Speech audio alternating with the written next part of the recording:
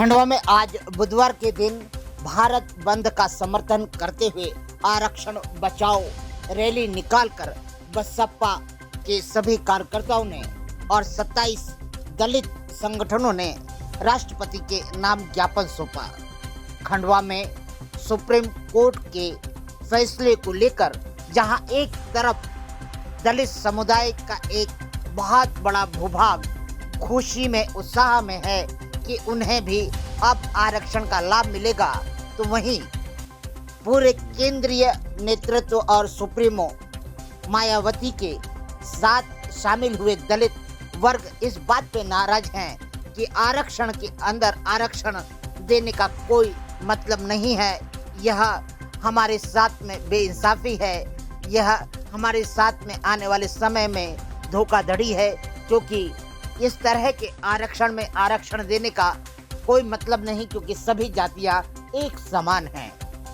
खंडवा में इस चिंतन को लेकर जहां बहुजन समाज के बीच में दो फाड़ हो चुके हैं, वहीं इन बहुजन समाज के दलित नेताओं ने क्या कहा और किस बात को रखा, आइए आप भी सुने। और भेदभाव की स्थितियां बनेगी। इससे ये होगा कि अनुसूचित जाति जनजाति वर्ग में विरोधाभास की भाषाएं होगी और आरक्षण जो 100 बिंदु रोस्टर लागू होता है, जिसमें जो रोस्टर के बिंदु होते हैं उसमें 15% SC के लिए आरक्षण है, 7.5% ST के लिए आरक्षण है। ये कुल मिला के 22.5% आरक्षण की व्यवस्था है। लेकिन अब इसमें माननीय सुप्रीम कोर्ट का ये कहना है कि ये आरक्षण अन्य जातियों में भी बांट दिया जाए SC/ST के।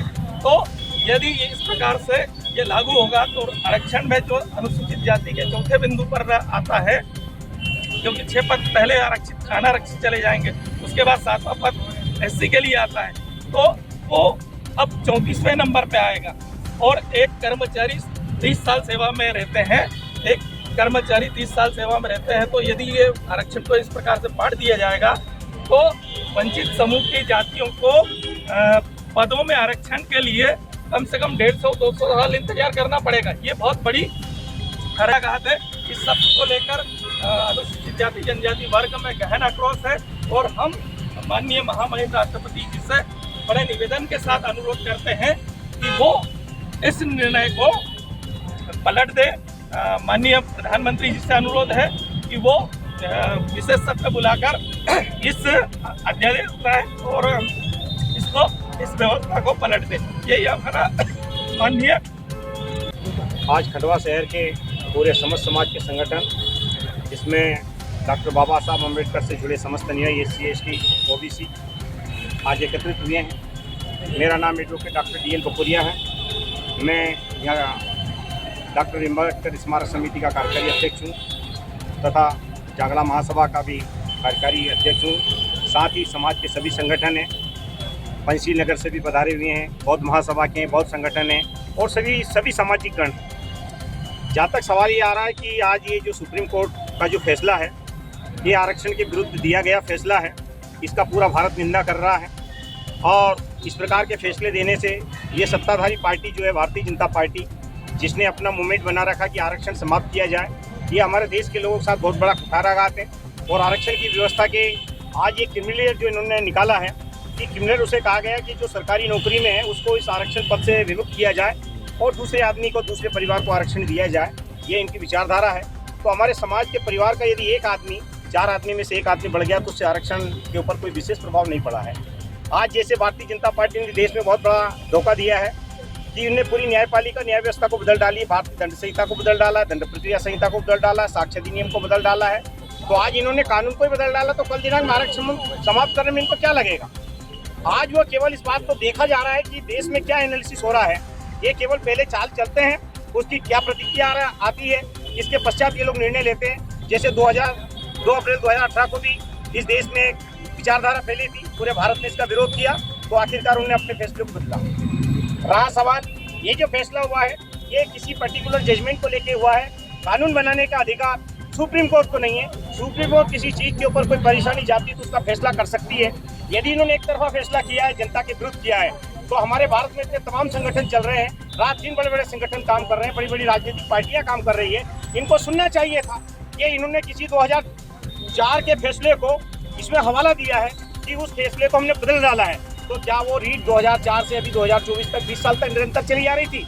और अगर किया गया फैसला तो गुपचुप फैसला है। 20 साल के बाद किसी रीट को यदि उन्होंने फाइल किया है या उसके विरुद्ध में फैसला दिया तो जनता के साथ अन्याय है। माननीय उच्चतम न्यायालय अपने आप का जो सर्वाधिकार का दुरुपयोग कर रही है। इस प्रकार की जनता के विपरीत अधिकार उनको पारित करने का कोई हक अधिकार नहीं है। जनता के समस्त अधिकारों को सुनने का अधिकार है, एक तरफा फैसला नहीं कर सकते।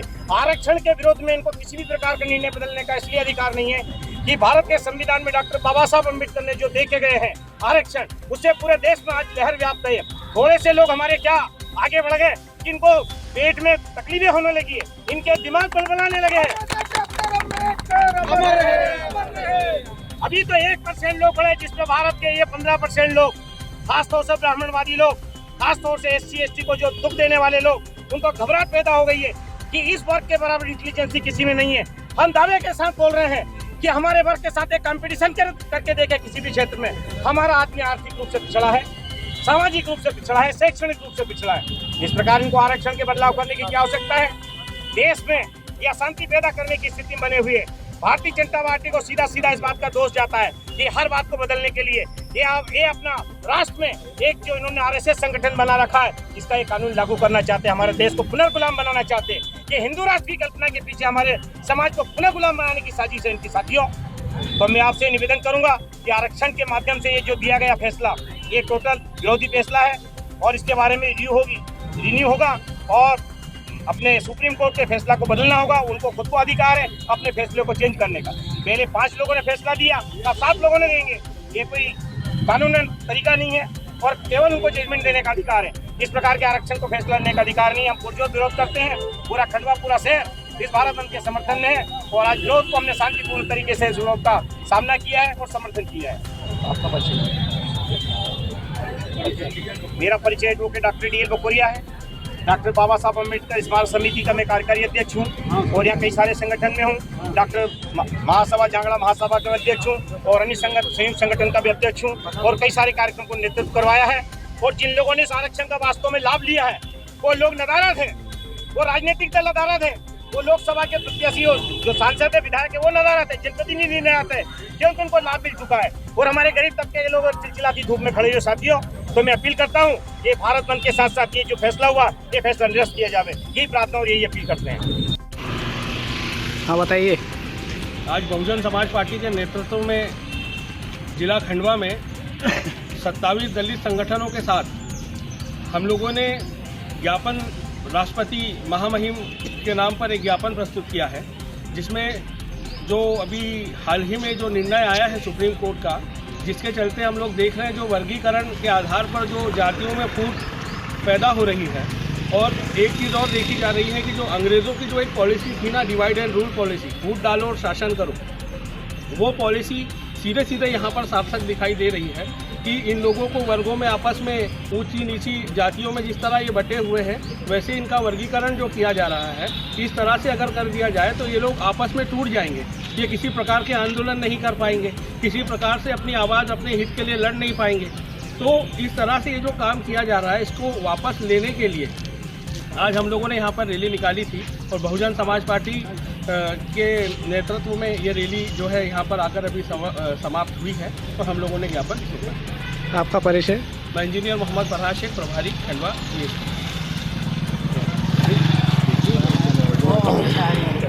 जी बताइए, जो आज आप लोगों ने रैली निकाली है, इसका क्या विषय था?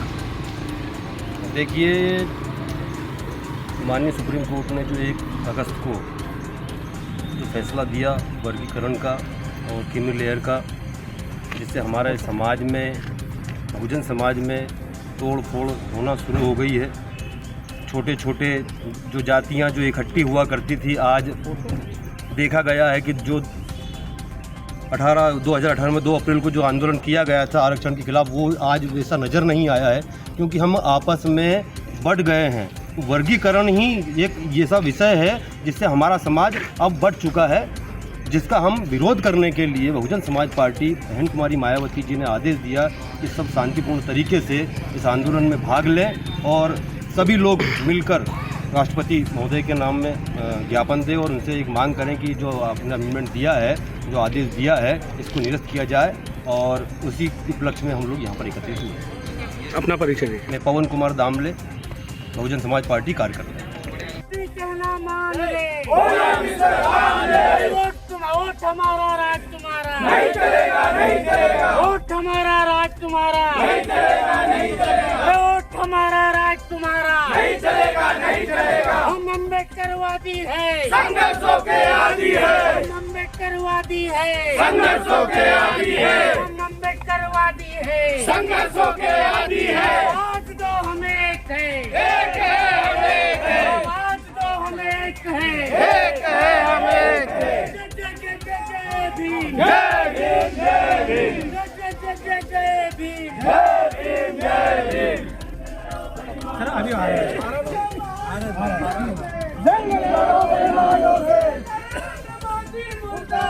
मुर्दाबाद, मुर्दाबाद, मुर्दाबाद। तख्त बदल दो, ताज बदल दो, बेईमानों का राज बदल दो। तख्त बदल दो, ताज बदल दो, बेईमानों का राज बदल दो। बहन कुमारी मायावती जी जिंदाबाद, जिंदाबाद, जिंदाबाद। बहन कुमारी मायावती जी जिंदाबाद, जिंदाबाद, जिंदाबाद। बहन जी संघर्ष करो, हम आपके साथ हैं। बहन जी संघर्ष करो, हम आपके साथ हैं। बहन जी संघर्ष करो, हम आपके साथ हैं।